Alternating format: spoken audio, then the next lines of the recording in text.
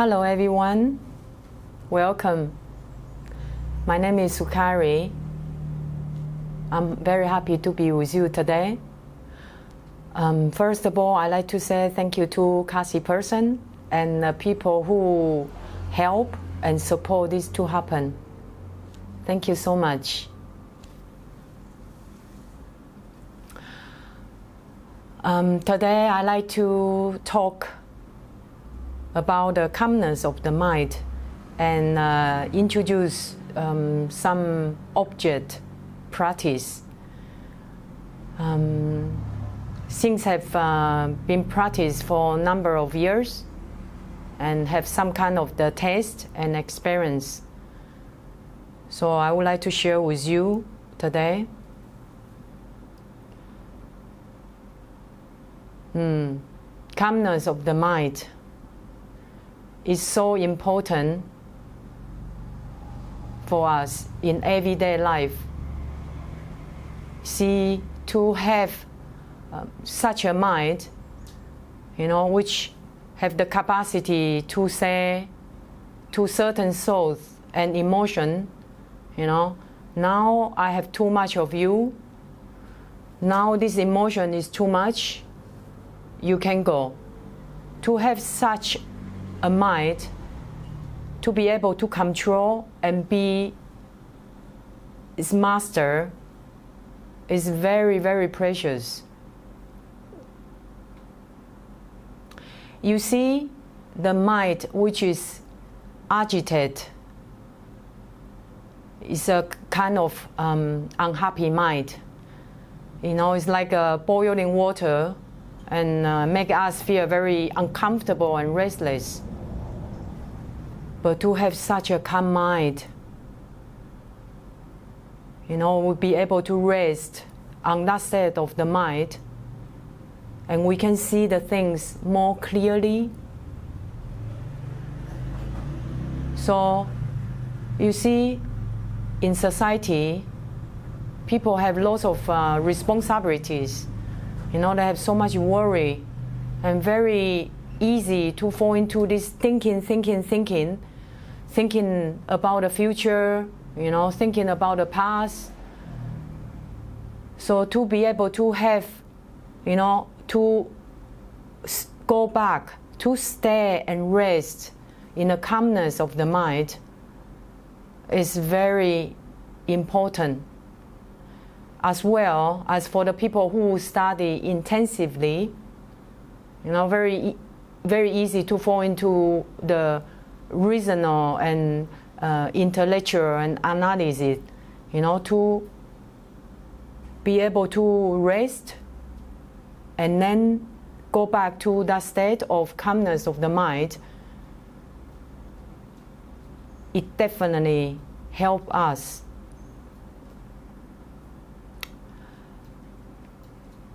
In the spiritual path, there is another way of knowing, which is from our heart. And if we be able to stay in the calmness of the mind, it's like we return home. We stay in our heart. And in that space, we know, we have the taste. We have been here before.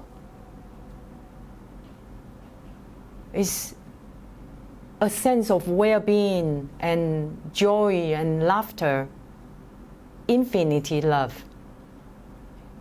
It makes us secure. And somehow we know we have been here before.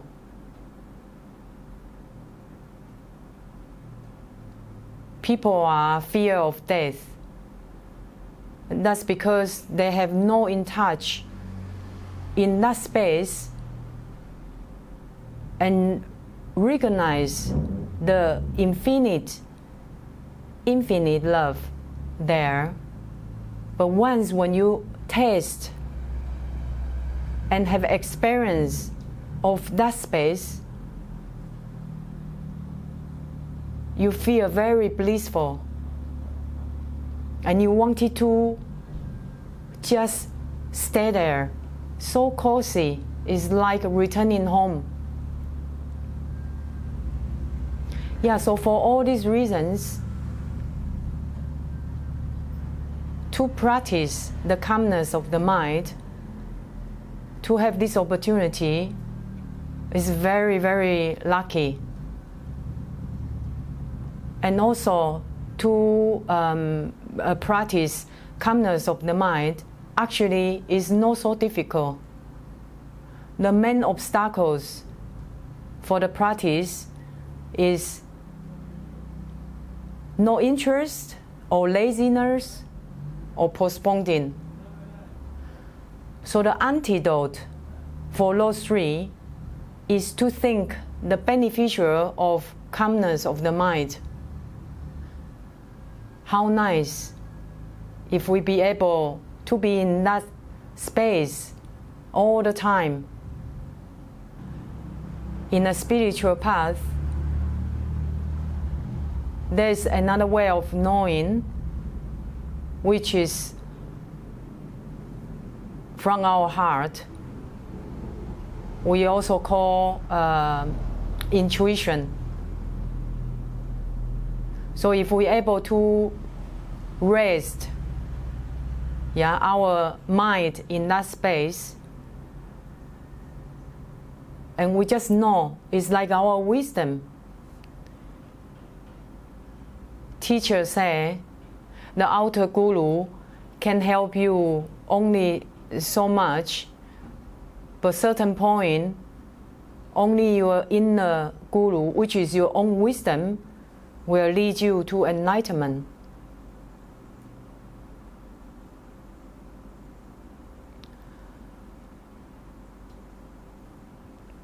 And for the higher seeing, it's very important to have calmness of the mind. This is the stability, because people have glimpse like a flashlight, and then without a stable mind, we cannot hold it. So you will just like we see in a glimpse, but then there is no stability. So to develop calmness of the mind, it can help us to see clearly. People meditate with lots of efforts to get there, but certain level, it has to become effortless. In a spiritual path, there's not only us here, there's countless beings, Buddhas have gone before us. They were just like us. We were playing together, but they have reached the Buddhahood, and then they, with their love and compassion, they make the wish to help us. They look at us without any partiality. It's like mother look her only child, but the Buddha's love is 100 times more intense. Those beings, they share the love and compassion not just for the people who like them. They share also with the people who don't like them. With such love and compassion. So we chant the prayer to invite such qualities into our heart. So we will start with the prayer of Buddha Shakyamuni.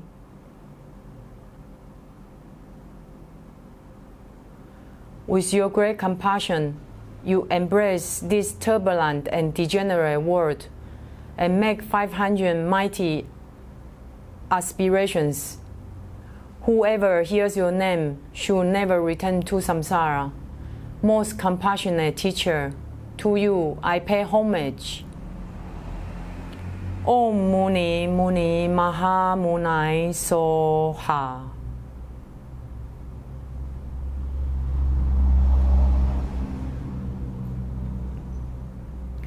Grant your blessings so that I realize primordial purity is the true nature.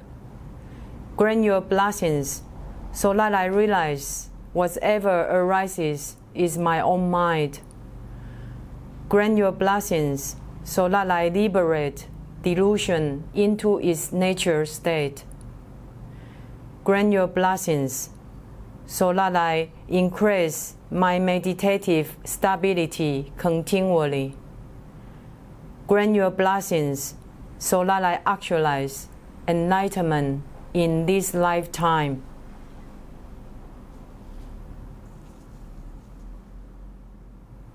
So usually there are many objects, but today we're gonna try for 3 objects, and we're gonna try 5 minutes for each object.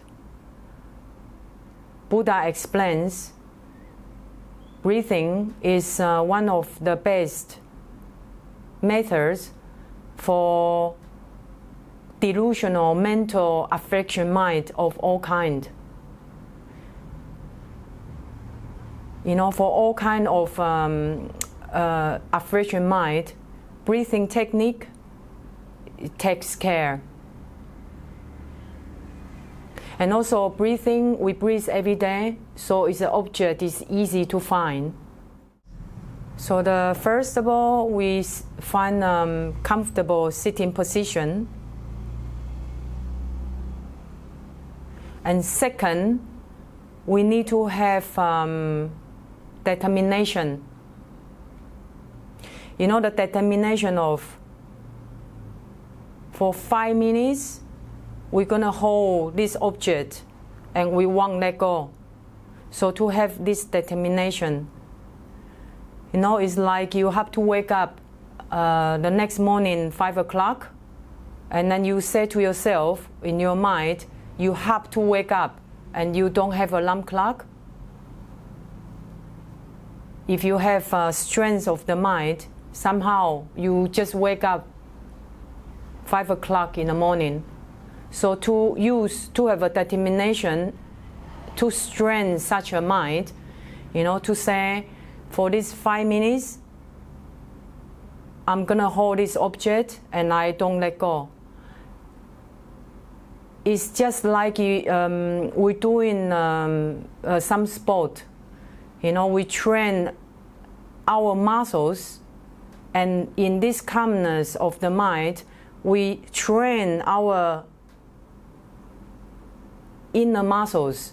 You know, we say to ourselves, no matter what happened for these 5 minutes, I'm gonna stay on the object. Yeah. So it's just like you holding a flower on your fist.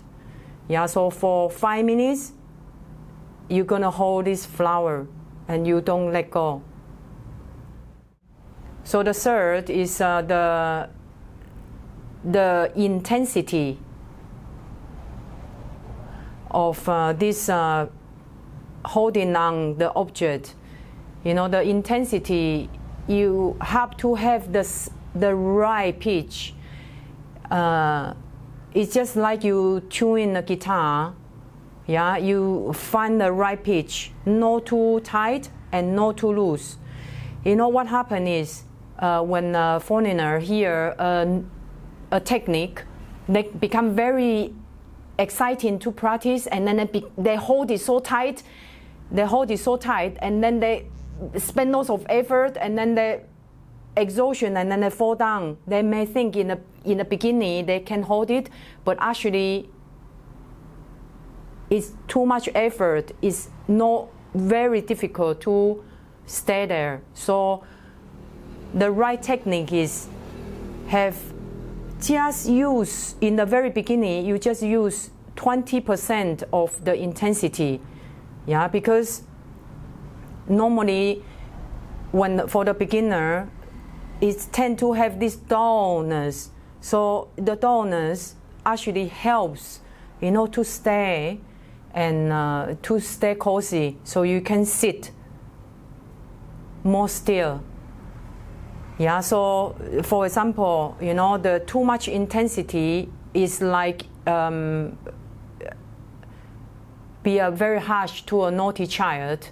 Yeah, so then if you are too harsh, too strong, then the child become more crazy.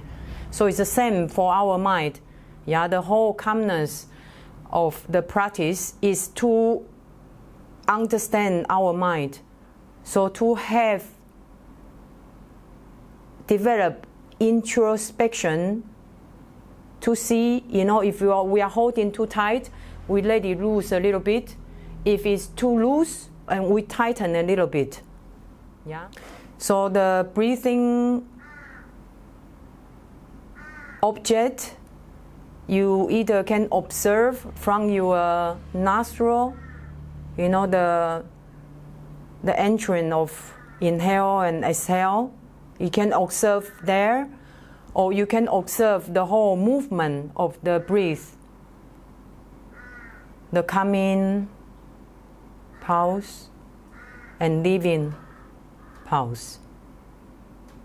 Or if people have a little bit more experience, you can observe on below your belly button, few inches below, but close to the spine.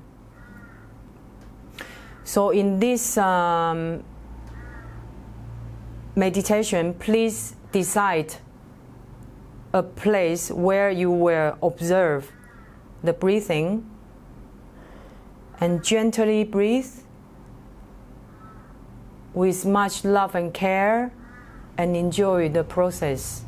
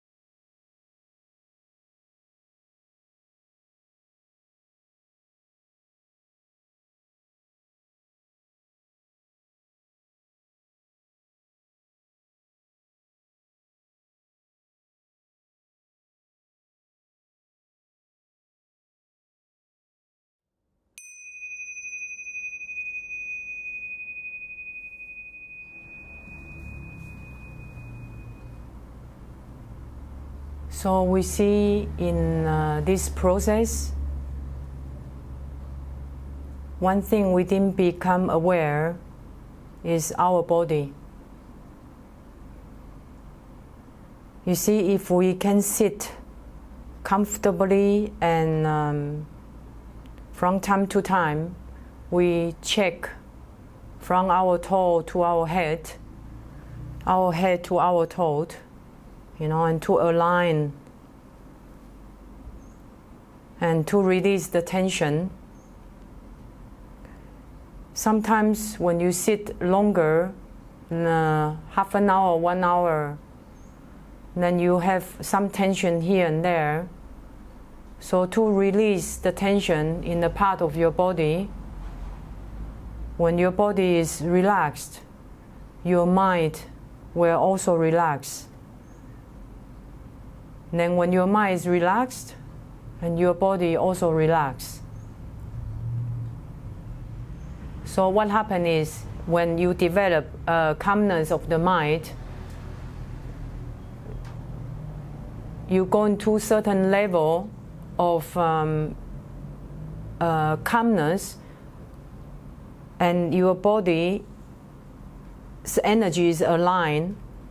Normally when we are not calm, the energy go into the sideways.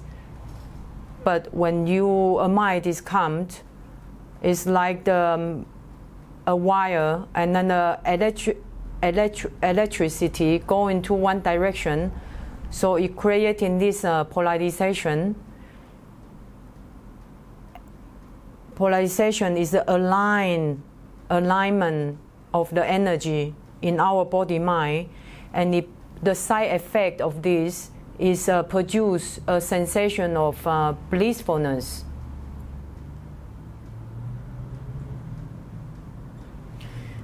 And then we also see in this meditation, when we start to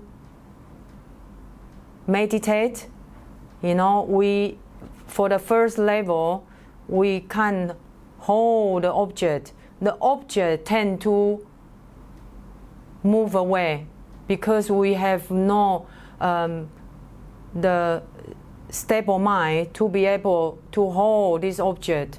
So this is the first stage of the first level of the calmness of the mind. And then as we keep going, the second level, we're able to hold the image.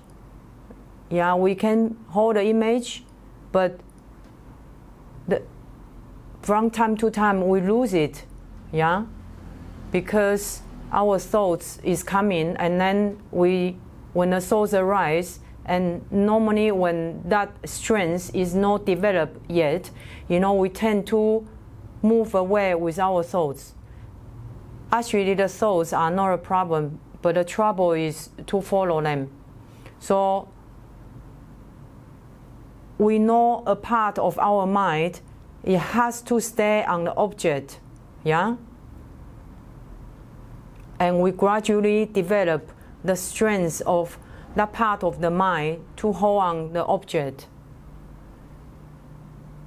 Then the third level, for the whole 10 minutes of session, for 5 minutes, you're able to stay on the object. The thoughts come and go, and it's just like loop. You lose a little bit, but you're able to come back and stay on the object. And the level 4, for the whole 10 minutes, you just, in the beginning, you need few minutes to settle, be aware of your breath, and then hold on to that object. And for the 10 minutes, the whole duration, you have the capacity to hold on the object.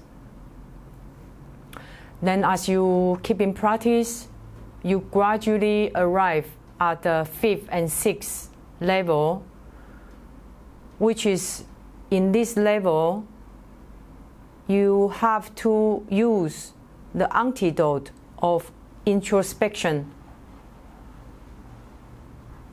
When you arrive at the 4th level, the meditation start to be nice. You start to enjoy it. The first and the second is kind of struggle, because you need effort to hold on the image, yeah. And the third and fourth is also kind of struggle. But when you arrive after 4, it start to get nice. And the 5th and 6th,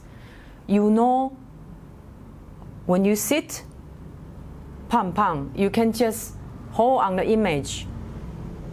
And then in this level, we have to be aware of a part of our mind is holding on the image, but then also, we still can think something else. Yeah, it's like we're doing a multitask. So we have to be aware of this multitask. Yeah, it's the part of our mind which is holding on the image is like ice, and then the thinking is like the water, on the surface of the ice. So in this moment, we have to apply the antidote of 2 strength, the intensity of holding on the object a little bit, so we don't lose the object, because it can be loose. So we strengthen the intensity of holding on the object. And then gradually, we go to the level 6. In the level 6 is more to tend to the dullness, because we able to hold on the object for a long time. So our mind easily become dull. So in this moment here, then we again use our introspection. We check time to time, and if it's too much dull, we apply a little bit subtle excitement. Yeah, and then the subtle excitement in this moment is very helpful for us. Then you can gradually practice. So at the level 7, because your introspection is so strong that you're able to recognize the subtle excitement and subtle downers. Yeah, you're able to control active. And level 8, yeah, you sit down and then you use your introspection, yeah, and then you able to control the subtle excitement and subtle downers, yeah. And then after is a free ride, and you just keep in going. At level 9, there is no more effort. You sit down and you focus on your object, and you go into this deep silence, deep bliss, deep well-being.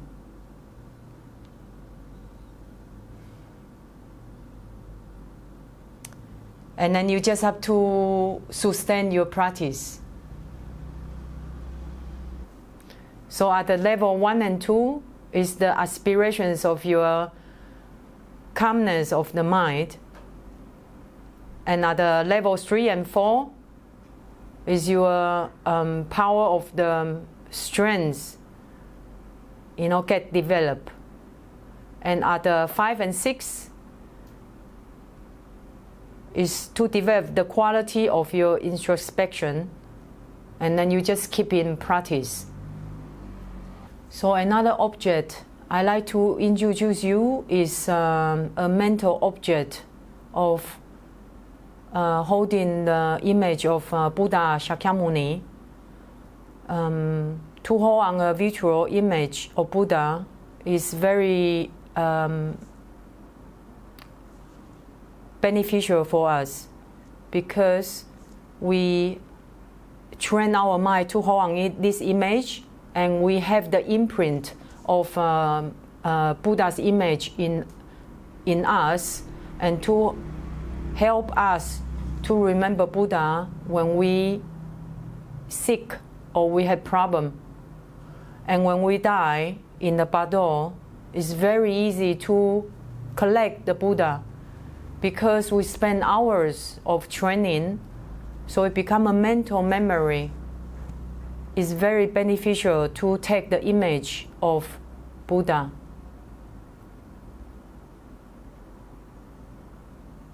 So the tools on top of those I have already explained.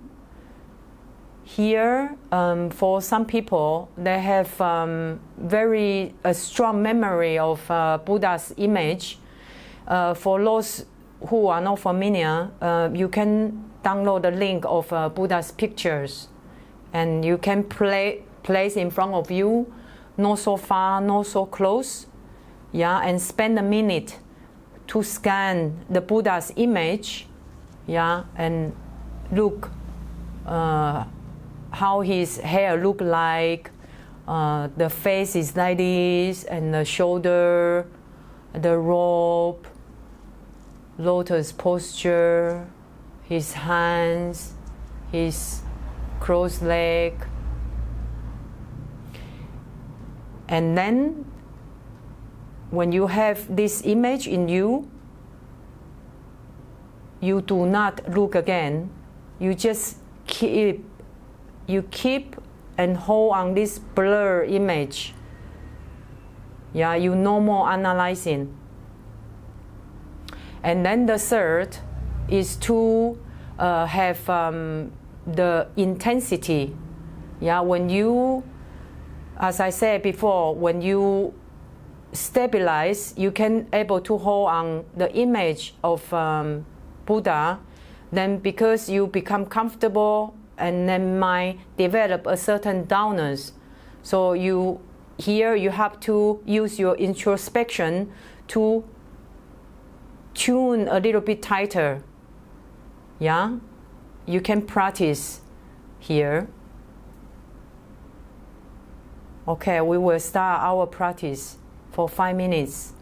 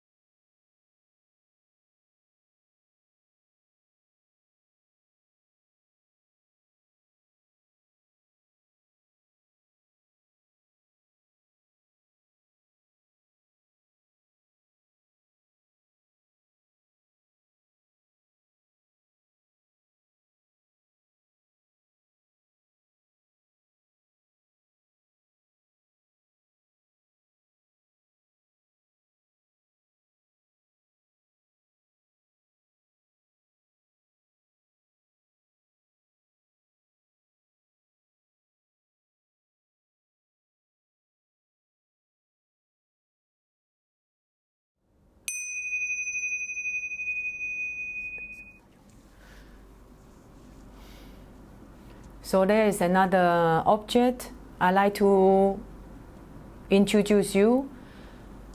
It's a space of natural of awareness.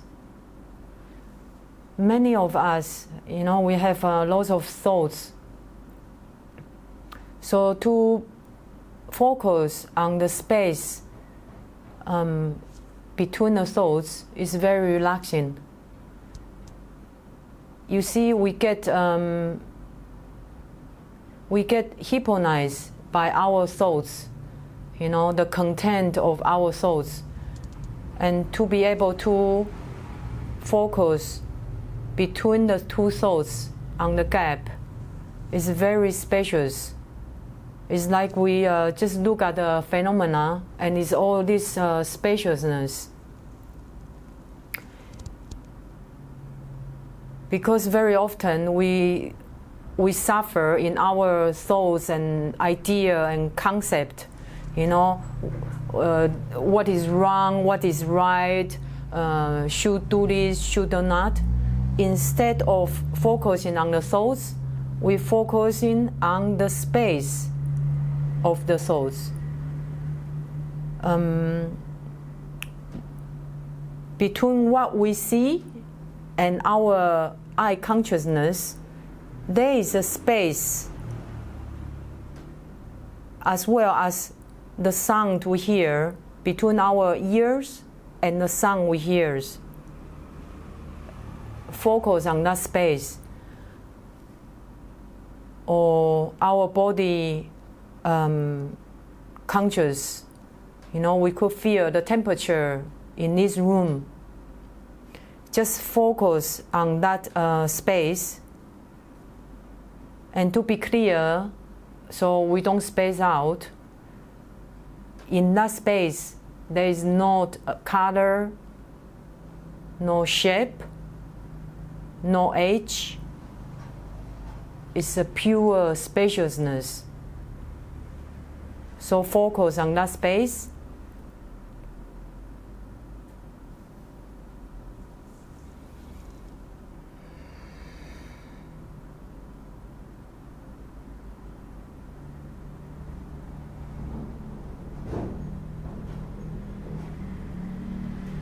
And become the space.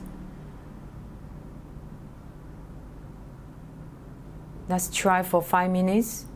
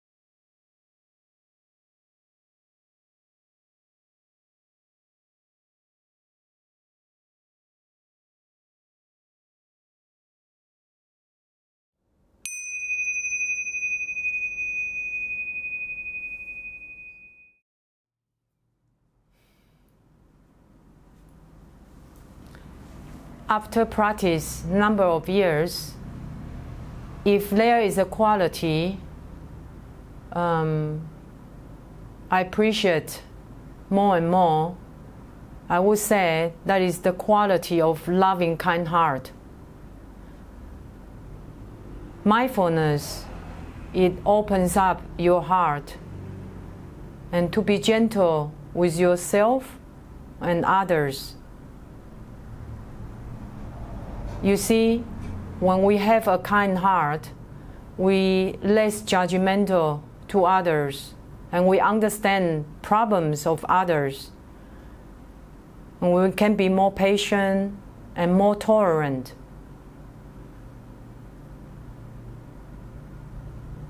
And this practice we can do in everyday life. We don't have to go on the retreat to develop a mindfulness. And mindfulness opens our heart. And to have a loving, kind heart, it's easier to get a rebirth. If you don't believe there's a next life, or this or that, but just in this life, to have a loving, kind heart is so precious. It's the most precious quality that in the spiritual path. Everyone enjoy a loving, kind heart person, and it makes life goes from happiness to happiness. And I hope you continue the practice. Choose an object where you like to and you feel comfortable, and practice with that. And good luck. Thank you very much.